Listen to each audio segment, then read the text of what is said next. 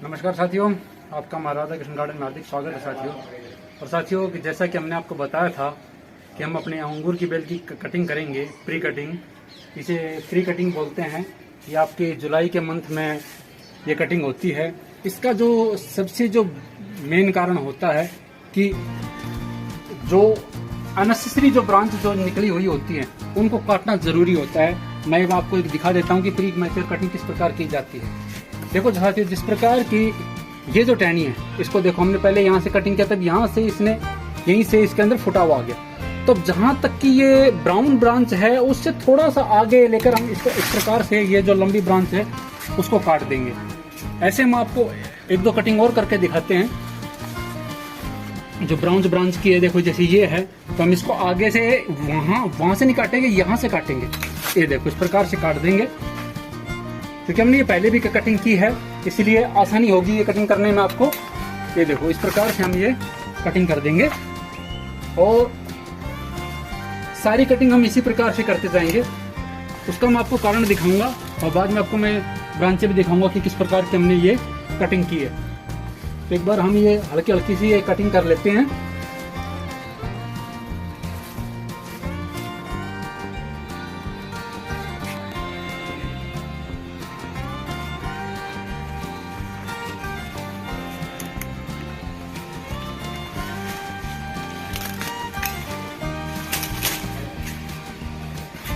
ज़्यादा hard cutting हमने इस वक्त बिल्कुल नहीं करनी है, बिल्कुल हल्की हल्की कटिंग करनी है। जैसे ये ब्रांच लंबी जा रही है तो हम इसको देखो यहाँ तक ये पूरी ब्राउन हो जाएगी, तो अब यहाँ यहीं तक ब्राउन हुई है, तो हमें इतना डिस्टेंस छोड़ के ये इसकी ये कटिंग करनी है, ताकि पौधे को स्पेस भी मिले और फूलने का अवसर भी मिले।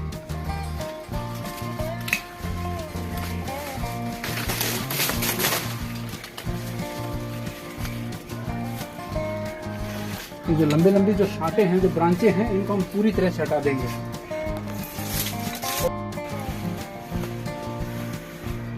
ऐसे ही हम इन सभी को ये कटिंग कर लेंगे।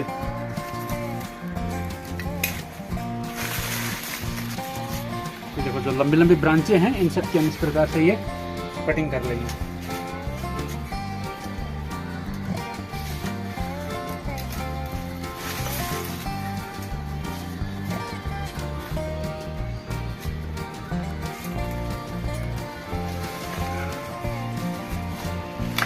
देखते हुए कि ब्रांचें कितनी लंबी जा रही है, आपका कितना आपको डिस्टेंस में कटिंग करनी है, ये बातें आपको बहुत समझदारी के साथ आपको ये काम करना होगा।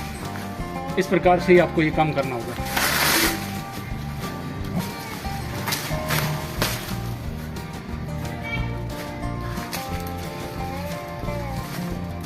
तो इस प्रकार से ये ब्रांचें ऐसे जहां जहां से हमको ये कटिंग कर देनी है।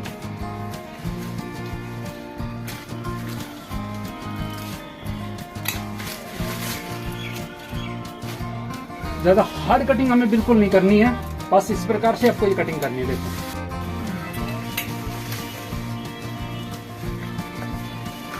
तो साथियों, इस प्रकार से आपको ये कटिंग करनी है। इस प्रकार मैं कर रहा हूं आपको दिखाने के लिए कि बिल्कुल लाइट कटिंग करनी है, ज़्यादा हैवी कटिंग बिल्कुल नहीं करनी है।